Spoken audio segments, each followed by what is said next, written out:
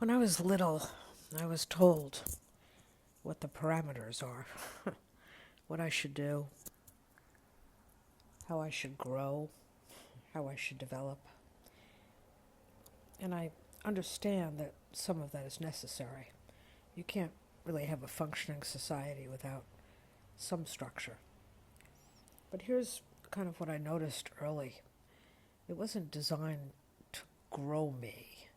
It was designed to maintain me. You know, like a vehicle. You change the oil, you check the engine, you keep it functional so it can get from point A to point B.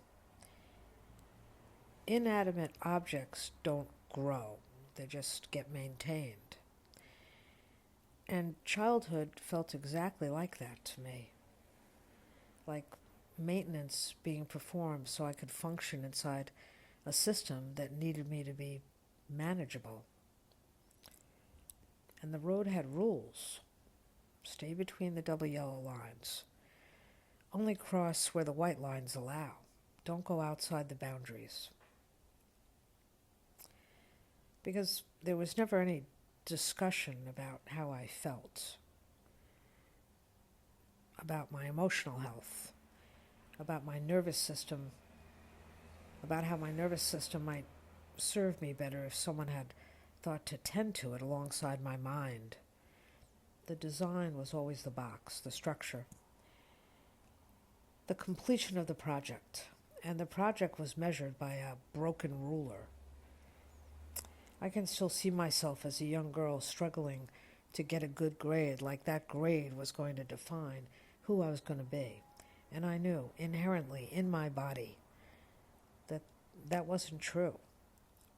A good grade doesn't mean you're a decent human being, doesn't mean you have courage or integrity. It means you got a good grade. And yet, that was the measurement. That was how everything landed in my nervous system. Don't fail that math test. Don't ask why. Put your head down and perform. I was constantly asking why. The system is not designed for that question. It never has been. We call the whole thing the American dream. And it is a ruler that has lost its power, if it ever had any. I watched my parents crumble under it. And yet, every generation hands it to the next like it's a gift.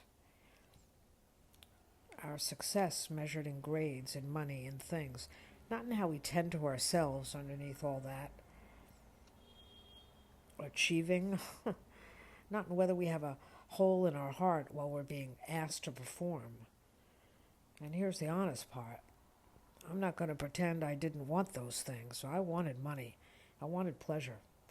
I had real interests that required resources. I'm not standing outside the culture pointing a finger at it. I'm standing inside it, having survived it. That's a different thing entirely. I just didn't want to get there the way I was told to. I didn't want the marriage or the children or the house in that order for those reasons. I wanted to be in the world. I just refused to enter it through the prescribed door. And I paid for that. I want to be clear about that. The price was real.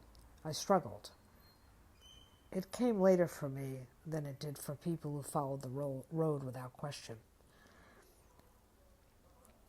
But what built in that space, in all that struggle and refusal and asking why, was something the obedient path never required me to develop.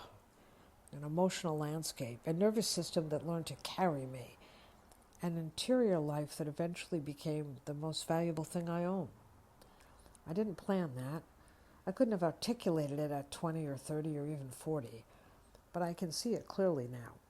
When you refuse the broken ruler long enough, you eventually build your own way of measuring. The saddest part of all of it, the part I find most distressing, is what this inheritance did to women, what it forced them to become. Imagine the mental gymnastics required to accept your place while consciously knowing that the design of it was only to keep you there, to diminish you, to take away your voice and your power, and yet to function inside it anyway, as if you were a non-being, as if that were simply the nature of things. I watched my mother do it. I watched her fight to keep the peace in her own household as if the peace were her responsibility. I watched men like my father dismiss her, abuse her, treat her as though she were less, and it wasn't unique to my house. What was uncommon was a man who didn't do that. And yet she passed it on to me, because that's what the inheritance does.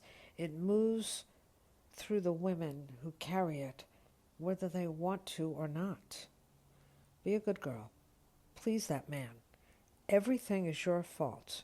Dinner on the table. Don't talk about your pain. When I say those words out loud, they just hang in the air like some insanity we decided to protect, like something we agreed never to question. I was able to refuse it because I was born later. The 60s and 70s cracked the door open. Checking accounts, birth control, jobs, autonomy, choice. A revolution happened, and I was young enough to slip through before it closed again. That wasn't virtue, that was timing.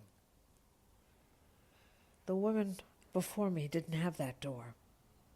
They lived inside a system that was designed to hurt them, and they had to believe in it to survive it. They had to cooperate with the thing that was diminishing them because there was no other option. And we never get the best of them because of it. We never got to know who they were, what they could have become, what they were thinking underneath all that silence and compliance and survival. My mother was one of them.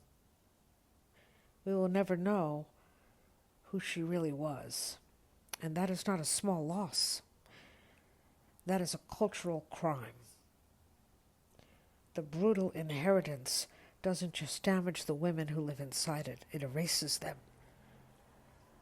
It takes what could have been extraordinary and makes it invisible. And then it does the most insidious thing of all. It hands that same invisibility to the next generation of daughters and calls it tradition. We are only now, barely, imperfectly, incompletely, beginning to name what was taken. It's shameful. It's absolutely shameful. And we should not stop saying so.